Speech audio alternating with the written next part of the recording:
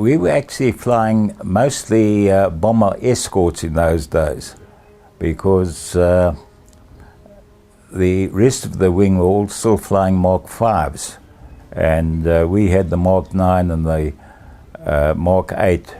The Mark 8 was a high altitude Spitfire, you know, so you could fly up above 30,000 feet quite comfortably in it and still have a lot of speed.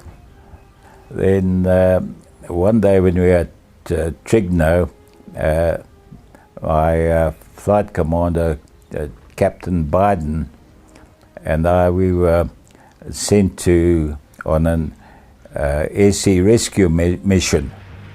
Apparently there was an Australian pilot had bailed out over the sea in the Adriatic, and he was in a dinghy. So we went up the coast. It was just off the coast of Ancona, and we were circling around looking after the dinghy while we were waiting for the walrus to come and pick him up. And then all of a sudden some lightnings came down, and one of the pilots actually tried to strafe the dinghy. He probably thought it was a German in it or something, because they mistook our aircraft for 109s. And I was flying around like that, and I turned sideways to show them the silhouette of the Spitfire, which was very unmistakable because it was elliptical. But they took no notice, and the one bloke opened fire on me.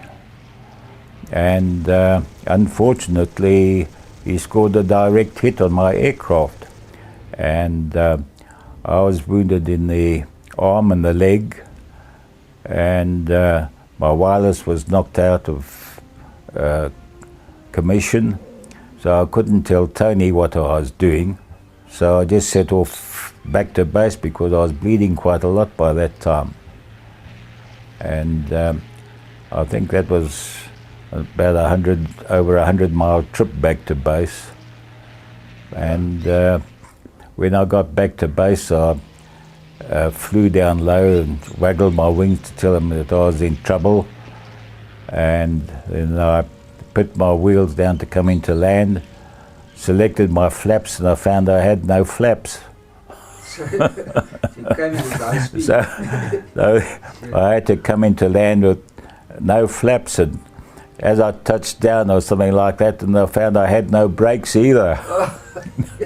At what speed was So I was still going pretty fast, but I came to the end of the runway, and at the end of the runway there was just sand.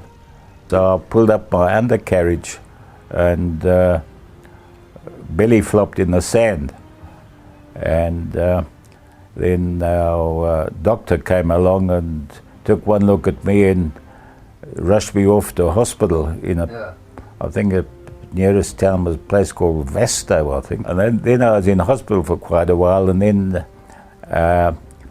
some Americans that were in the flight that shot me down came along to visit me. And they brought me some ice cream and some cigarettes. But unfortunately I didn't smoke, so I gave them to somebody else, but I had the ice cream though. They said they were very sorry, but unfortunately for me, the bloke who shot me down was their best pilot.